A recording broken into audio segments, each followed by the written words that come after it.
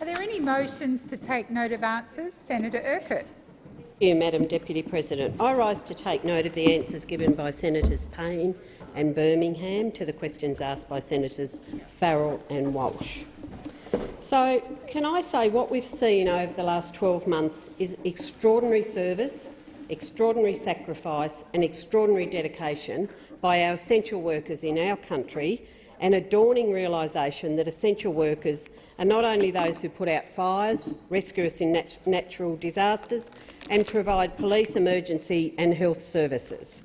Hospital staff, cleaners, security workers, workers all through the supply chain striving to keep essential goods available, workers in our ports and airports and public servants in Centrelink, health and tax. I just want to quote ACTU Secretary Sally McManus, who pretty much summed up when she said, "The economy, local businesses will not be able to recover if workers are facing pay cuts." She was, of course, talking about the plans of this government to cut the wages and the conditions of workers in this country under IR laws. She went on to say, "Families need the confidence to spend. You can't heal the economy by hurting working people." Prime Minister Morrison, summing his best sincere face, announced, "We're all in this together," in April last year. "We've got to put down our weapons," he declared. Well, it's quite clear now that this government, the Morrison government, has picked up those weapons and is armed to the teeth. Their plan is a pathway for employers to cut pay due to the impact of COVID-19 on their businesses, to wipe out back pay claims for misclassified casuals, and they want so-called flexibility for part-time workers to pick up shifts without overtime rates. The minister in her answer talked about the boot test. So the government wants to suspend rules that prevent enterprise agreements from undercutting minimum award standards. And just to put this change into perspective, it wasn't even discussed. It wasn't even on the agenda at the government's "We're all in this together" IR meetings last year. We know that suspending the boot test will result in cuts to take-home pay for 1 in 4 workers that are covered by enterprise agreements.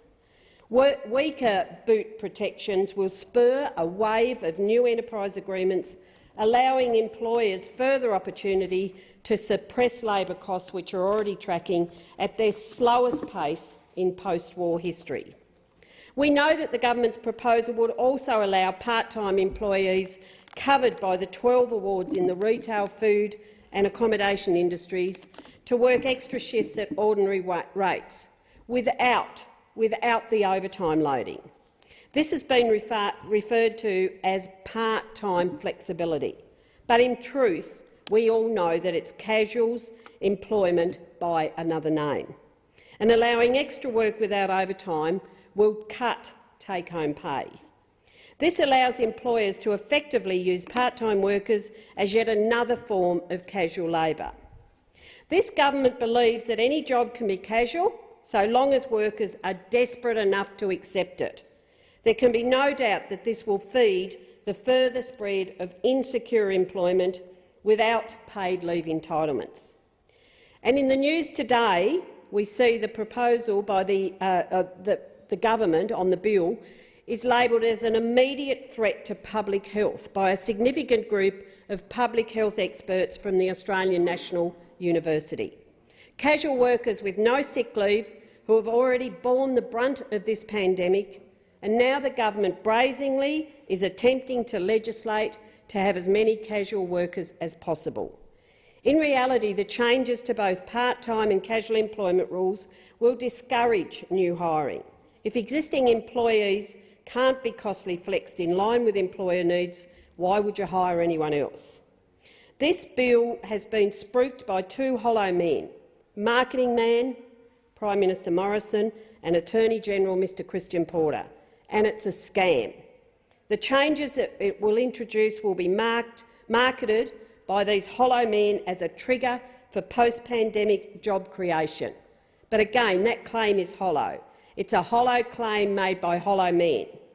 These statements were nothing that they made back in the short-lived statements about we're all in this together in 2020. Very short-lived statements. These are hollow men, and they should leave Senator IR Urquhart. alone. The time for your contribution